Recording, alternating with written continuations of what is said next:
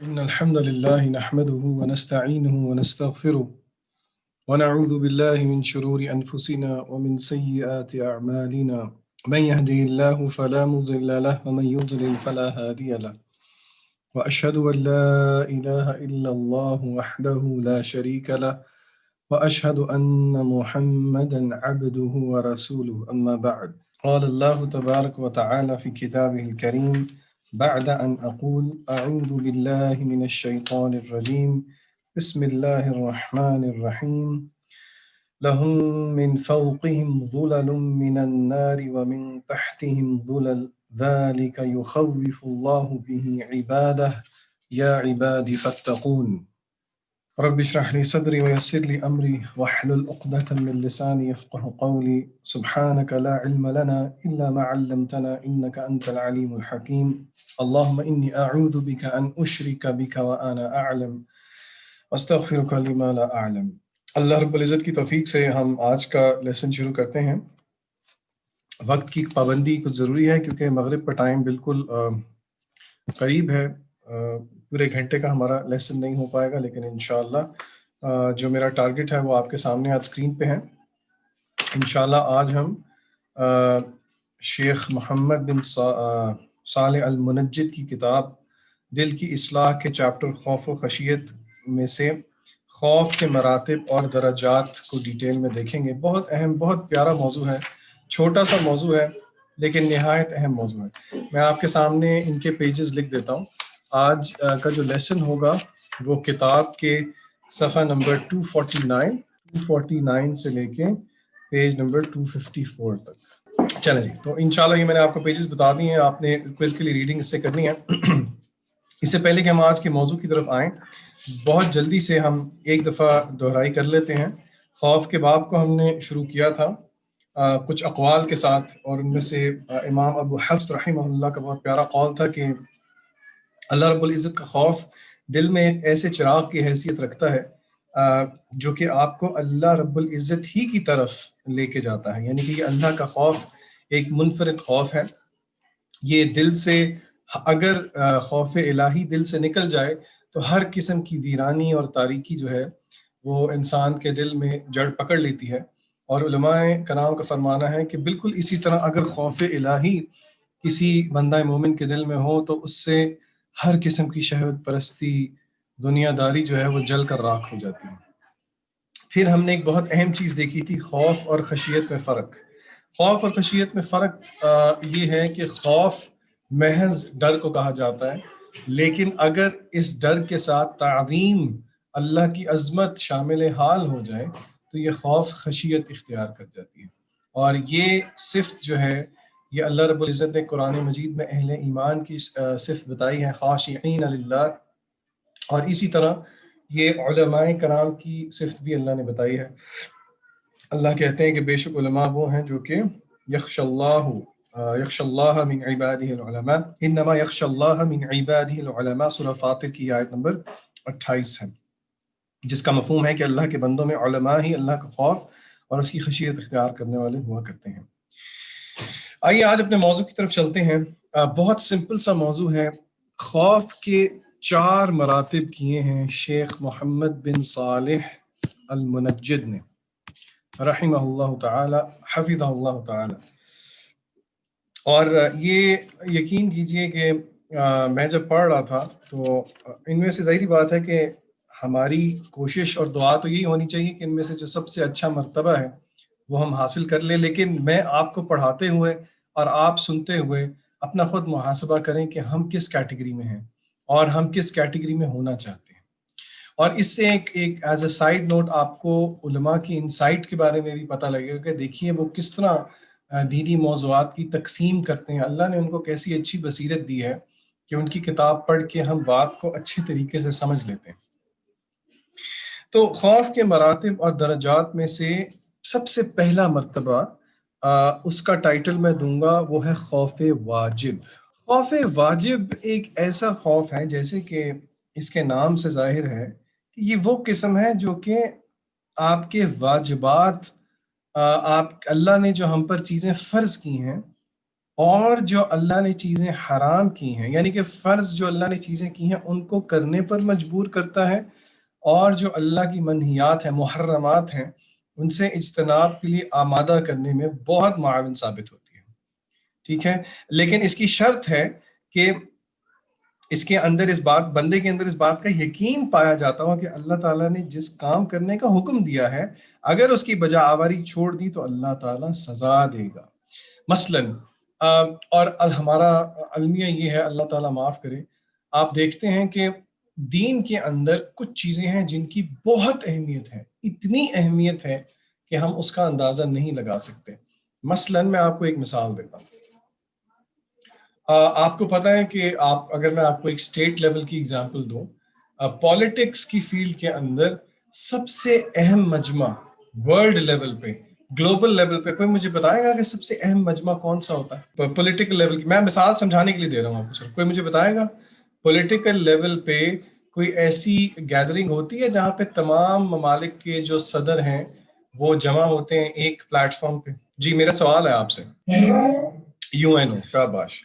اچھا اب آپ مجھے یہ بتائیے، یو این او کی سپیچز وغیرہ ہم نے دیکھی بھی، ہم دیکھتے بھی رہتے ہیں، جو بھی صدر آتا ہے چاہے وہ چلیں مسلمان ہو یا نان مسلم ہو، نان مسلم تو چلیں دین کی کوئی بات نہیں کر رہے، لیکن اور اس میں قطعاً ایک بات ذہن میں رکھیے، یہ مثال صرف سمجھانے کے لیے ہے، میرا مقصد یہاں پہ سیاست کے بارے میں تبصرہ کرنا بالکل بھی نہیں ہے، میں آپ کو صرف بات سمجھانا چاہ رہا ہوں.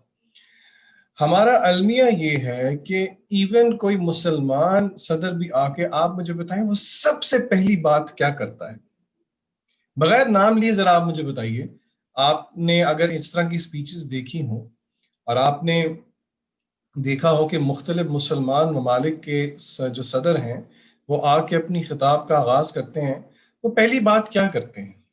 کیا خیال ہے، کوئی بتائے گا؟ Dear president. ٹھیک ہے، اب میں آپ کو ایک بات بتاتا ہوں، آج تھوڑا سا ہسٹری میں چلے جاتے ہیں. یو این لیول کی گیدرنگ تو نہیں، لیکن بہرحال خلیفہ وقت امیر المؤمنین حضرت عمر رضی اللہ تعالیٰ عنہ، اور میں آپ کو یہ بتا دوں کہ کوئی وجہ ہے کہ شیطان جو ہے وہ عمر بن خطاب کو دیکھ کے شیطان راستہ بدل دیتا ہے رضی اللہ تعالیٰ عنہ. اور حالانکہ جو عام طور پہ حال ہے وہ کیا ہے، یعنی کہ کیا وہ چیز تھی حضرت عمر کی زندگی میں، کیوں وہ ایمان اتنا زیادہ تھا کہ شیطان بھی راستہ دیکھ کے جہاں سے عمر بن خطاب رضی اللہ تعالیٰ عنہ گزرتے تھے شیطان بھاگ جاتا تھا. عمر بن خطاب رضی اللہ تعالیٰ عنہ کے بارے میں آتا ہے کہ جب بھی وہ ایز امیر المؤمنین کوئی بھی سیاسی گیدرنگ بلاتے تھے تو اس میں سر فہرست وہ کہتے تھے اگر آپ کی نماز، اور یہ حدیث کا مفہوم ہے، اللہ کے نبی صلی اللہ علیہ وسلم فرمایا اس کا مفہوم یہ ہے کہ اگر تمہاری نماز ٹھیک ہوئی تو باقی سارے امور ٹھیک ہو جائیں گے. اب آپ یہاں سے اندازہ لگا لیجئے، عام طور پہ آپ پرسنٹیج دیکھ لیجئے کتنے فیصد مسلمان ہیں جو کہ نماز کی فکر کرتے ہیں یا بے نمازی ہیں. آپ ذرا سروے کر کے دیکھیے، اپنی فیملیز میں نظر دوڑائیے، اپنے حلقات میں، اپنے سرکلز میں، اپنے ورک پلیسز پہ، اپنی سوشل گیدرنگز میں کتنے لوگ ہیں جو کہ نماز کی فکر کرتے ہیں. میرا بتانے کا مقصد یہ ہے کہ یہ جو پہلی قسم ہے اس سے بھی اکثریت مسلمان اس خوف سے بھی مرحوم ہے. اتنا خوف بھی نہیں ہے اللہ رب العزت کا کہ وہ ہمیں فرض پورے کرنے پہ آمادہ کر سکے، اور اللہ رب العزت ہمارا مواخذہ نہ کرے اس پہ کہنے پہ جس پہ ہم خود عامل نہیں ہیں کہ ہم محرمات سے بھی نہیں رکتے. تو علماء کا کہنا ہے کہ پہلی خوف کی قسم وہ ہے جو کہ انسان کو فرائض کو پورا کرنے پر آمادہ کرے، جیسے کہ میں نے آپ کو مثال دی نماز، اور محرمات سے اجتناب کرنے کے لیے آمادہ کرے. ہم اللہ سے دعا اور امید کرتے ہیں کہ اللہ تعالیٰ ہمیں اس لیول سے تو بالکل بھی نہ گرنے دے کہ ہم اتنا خوف بھی ہم سے جاتا رہے کہ ہم فرائض بھی پورے نہ کر سکیں. آپ حیران ہوں گے، اسلاف کے بارے میں آتا ہے، اور یقین کیجیے مجھے یہ بتاتے ہوئے بھی شرم آتی ہے، اسلاف کے بارے میں آتا ہے کہ اگر ان کی جماعت کے ساتھ، مرد حضرات خاص طور پہ میری بات ذرا غور سے سنیں اور دل کھول کے سنیں، اسلاف کہتے تھے کہ اگر ہماری، ایک سلف کے بارے میں آتا ہے، اگر ان کی نماز با جماعت مس ہو جاتی تو وہ رونا شروع کرتے، وہ رویا کرتے تھے، باقاعدہ رویا کرتے تھے کہ اس افسوس کے ساتھ کہ ہماری جماعت کے ساتھ نماز مس ہو گئی. تو اب میں اور آپ دیکھ لیں میری اور آپ کی پرائرٹیز کدھر ہیں. کہا ہمارا اسلام کیوں اتنا طاقت، اللہ کا وعدہ ہے انتم الاعلون ان کنتم، کہ یقیناً تم ہی کامیاب رہو گے، تم ہی غالب رہو گے اگر تم حقیقی طور پہ مومن ہو۔ ہمارا حال ہماری انفرادی زندگی سے لے کے اجتماعی زندگی تک آپ دیکھ لیجئے۔ میرا مقصد آپ کو مایوس کرنا نہیں ہے، اللہ کے ہاں دیر ہے اندھیر بالکل بھی نہیں ہے، اللہ کی رحمت سے مایوسی مقصد نہیں ہے، لیکن ایک محاسبہ ہے جو کہ مجھے اور آپ کو کرنا چاہیے۔ بہرحال یہ ہے پہلی قسم۔ خوف کی دوسری قسم ہے جس کو خوف مستحب کہا جاتا ہے۔ خوف مستحب، جی آپ نے یہ فقہ میں یہ ٹرمینالوجیز پڑھ لی ہیں، واجب، فرض، مستحب، مباح، مکروہ، حرام، کہ ابھی نہیں پڑھا؟ اچھا میرے خیال سے اصول فقہ میں آئیں گی۔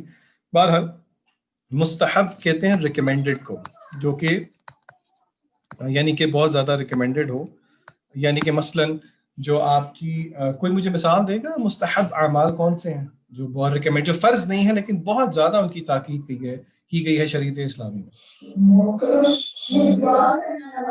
جی ماشاء اللہ، مسواک کرنا، پھر اسی طرح سنن روابط کہا جاتا ہے جن کو، جو 12 سنتے ہیں، فجر سے پہلے کی 2، ظہر سے پہلے 4، ظہر کے بعد 2، مغرب کے بعد 2 اور عشاء کے بعد 2، یہ 12 بنتی ہیں۔ ان کے بارے میں حدیث میں آتا ہے، روایت میں آتا ہے کہ جو شخص ان کی پابندی کرے گا تو اللہ رب العزت اس کے لیے جنت میں ایک محل تیار کرتے ہیں، کما قال النبی صلی اللہ علیہ وسلم، اور کچھ علماء کے مطابق تو روز تیار کرتے ہیں۔ اللہ کے خزانوں میں کمی تو کوئی نہیں ہے۔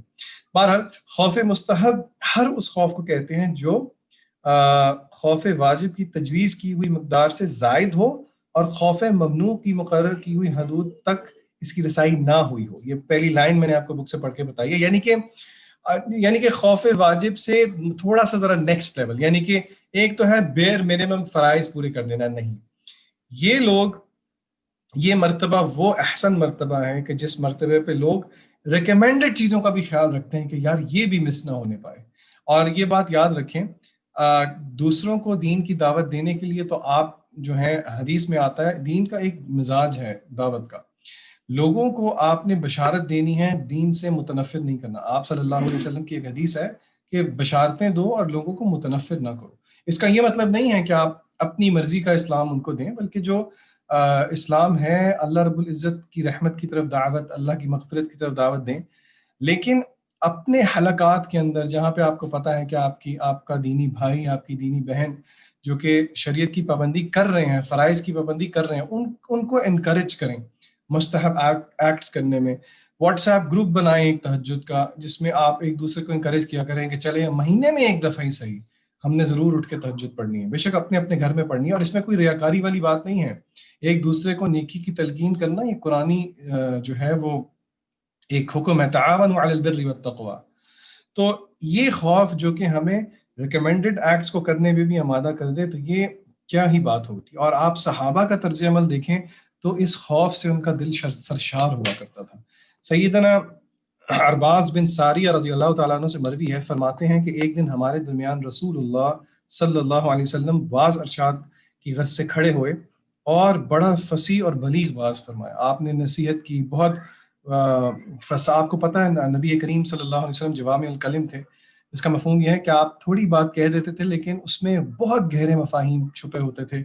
چھپے ہونے سے مراد یہ ہے کہ یہ مراد نہیں ہے کہ معاذ اللہ وہ سمجھ نہیں آتے تھے، بلکہ یہ مراد ہے کہ ایک چھوٹی سی بات کہہ کر آپ بہت کچھ کہہ جاتے تھے۔ تو روایت کے الفاظ ہیں آگے کہ جس سے ہم صحابہ کہتے ہیں جس سے دل سہم گئے اور آنکھیں ڈبڈبانے لگیں، تو کسی نے سوال کیا، اے اللہ کے رسول، آپ نے ہمیں کسی رخصت ہونے والے یا دنیا کو جو ہے وہ چھوڑ دینے والی نصیحت کی ہے؟ تو ہم نے عہد و پیمان یا قول و قرار بھی لے لیں۔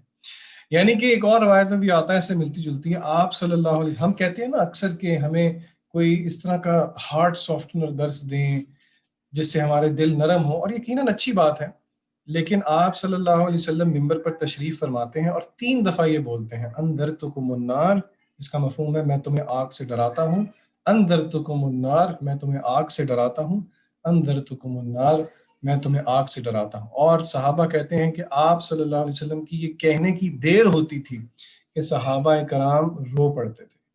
یہ رونے والی باتیں ہمارے لیے بہت عجیب ہیں، لیکن آپ یقین کیجئے کہ اسلاف فرماتے ہیں کہ وہ نماز ہی کیا جس میں رونا نہ ہو، وہ دل کیا دل ہے جو کہ آپ کی آنکھوں کو گیلا نہ کر دے۔ اور یہ بڑے افسوس کے ساتھ آپ نیک لوگ ہیں، میں آپ کی بات نہیں کر رہا، لیکن عمومی طور پہ آپ دیکھیں کہ یہ رونے والی باتیں کتنی عجیب سی باتیں لگتی ہیں. حالانکہ اللہ قرآن مجید میں کیا کہتے ہیں؟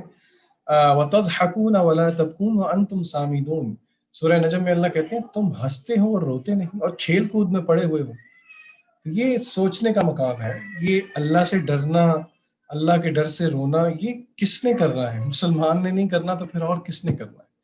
ہم اللہ سے بڑی دعا کرتے ہیں کہ اللہ تعالیٰ ہمیں یہ صرف پڑھنے کی، سمجھنے سمجھانے کی توفیق نہ دے، بلکہ اس پہ سر فہرست اللہ ہمیں عمل کرنے کی توفیق دے، جو کہ اصل مقصد ہے.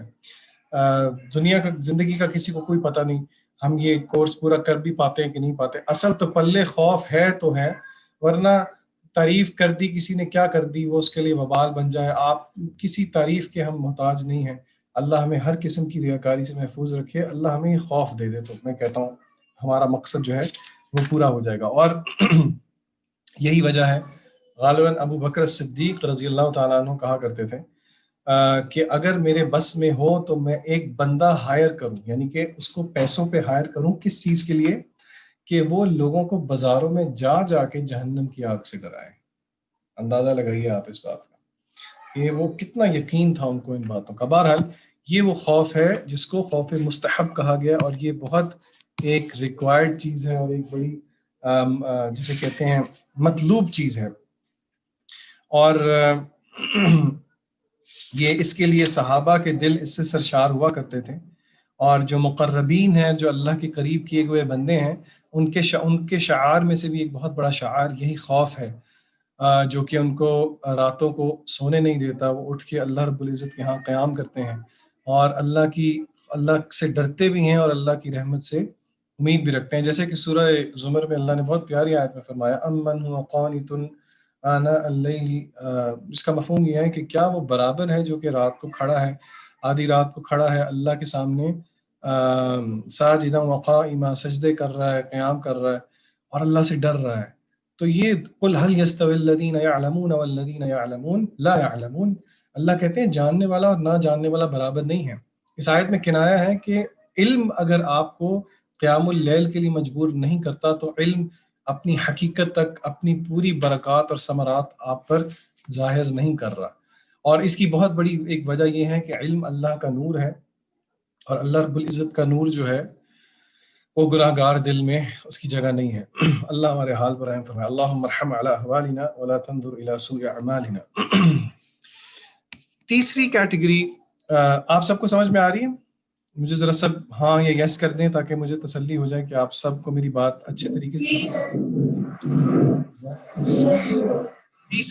تیسری قسم ہے خوف قاصر. خوف قاصر کس کو کہا جاتا ہے؟ یہ اکثر و بیشتر ان لوگوں میں پائی جاتی ہے جو کہ دین کی طرف آتے ہیں لیکن پھر استقامت اختیار نہیں کر پاتے. اور یعنی کہ خوف قاصر، میں تھوڑا سا بک سے آپ کو ایکسکرپٹ اس کا ریڈ کر کے دکھاتا ہوں، پھر آپ کو یہ سمجھ میں آئے گی. شیخ صالح المنجد مصنف فرماتے ہیں یہ وہ خوف ہے جو کہ، یعنی کہ وہ مثال دیتے ہیں کہ مثلا ایک شخص ہے، وہ کتاب و سنت کی کسی کلاس میں بیٹھا ہے، کسی درس میں بیٹھا ہے، قرآن مجید کی تلاوت کر رہا ہے، احادیث نبویہ صلی اللہ علیہ وسلم کی کلاس میں بیٹھا ہے، اس کا مطالعہ کر رہا ہے.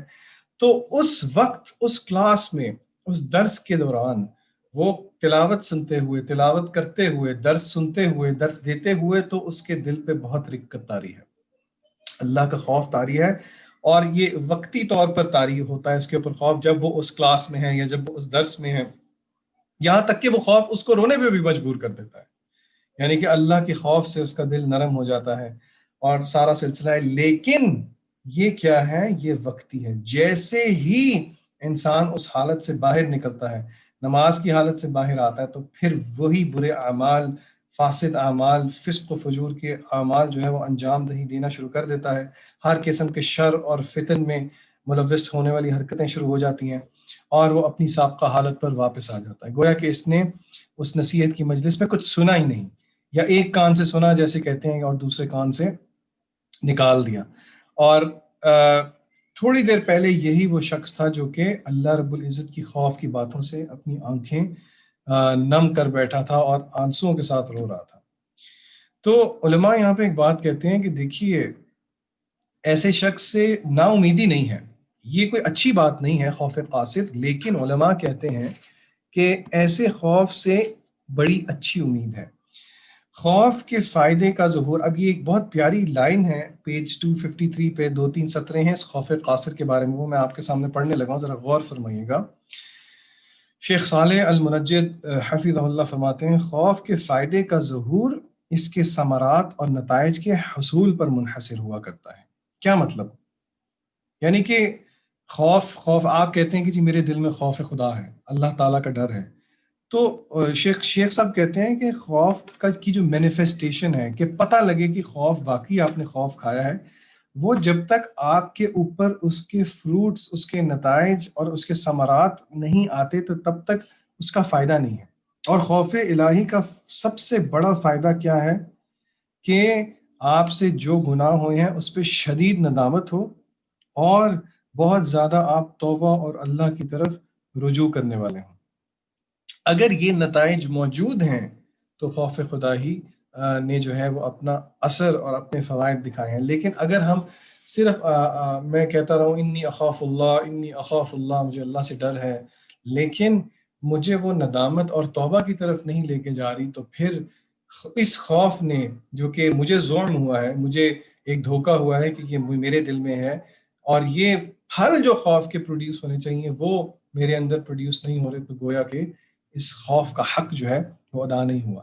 ایسا انسان جس پہ وقتی طور پر خوف طاری ہوتا ہے، اس سے بڑی امیدیں وابستہ ہوا کرتی ہیں، بشرطے ایسا شخص پختہ عزم سے کام لے اور پختہ عہد کرے اور نیت میں اخلاص پیدا کرے، تو پھر وقتی خوف اس کو حقیقی خوف تک رسائی کا ذریعہ ثابت ہو جاتا ہے۔ اور اسی میں آپ کو بتاؤں گا، آخری کیٹیگری بتانے سے پہلے ایک بہت پیاری دعا ہے، مجھے آپ میں سے کوئی یاد کروائے گا گروپ میں انشاءاللہ وہ آپ کو دعا دوں گا، جس کا مفہوم جس کا شروع والا پورشن یہ ہے، ویسے تو کافی لمبی دعا ہے لیکن شروع والا پورشن ہے، اللہم اقسم لنا من خشیتک، اے اللہ ہمیں تقسیم کر دے اپنی خشیت، اب دیکھیں اس دعا کے الفاظ میں خوف کا لفظ نہیں ہے، خشیت کا لفظ ہے۔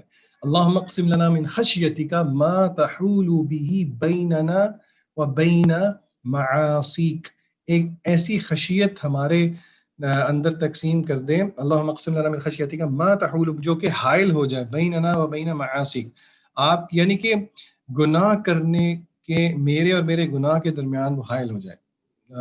اس کا ایگزیکٹ ترجمہ پتہ نہیں میں صحیح کر پا رہا ہوں یا نہیں کر پا رہا، لیکن بہت پیاری دعا ہے۔ اللہم اقسم لنا من خشیت، ٹھہرے میں ذرا آپ کو جب 1 منٹ دیں میں کھول کے اپنے سامنے دیکھ کے آپ کو بتاتا ہوں۔ بہت پیاری دعا ہے، اگر پوری دعا آپ کو یاد نہیں بھی ہوتی تو یہ دعا آپ اس کا پہلا حصہ ضرور یاد کریں۔ پر مجھے اس وقت ابھی وہ دعا مل نہیں رہی۔ اللہم اقسم لنا من خشیتک ما تحول به بیننا وبین معاصیک، بہت پیاری دعا ہے اور یہ دعا کرنی چاہیے۔ اس اور اللہ رب العزت سے بہت زیادہ استقامت کی بھی دعا کیا کریں کہ اللہ تعالیٰ نے جو ہدایت دی ہے وہ اللہ ہی کی طرف سے ہے، اس میں ہمارا کوئی کمال نہیں ہے، اور اللہ ہمیں خوف قاصر، جی دوبارہ بتائیے۔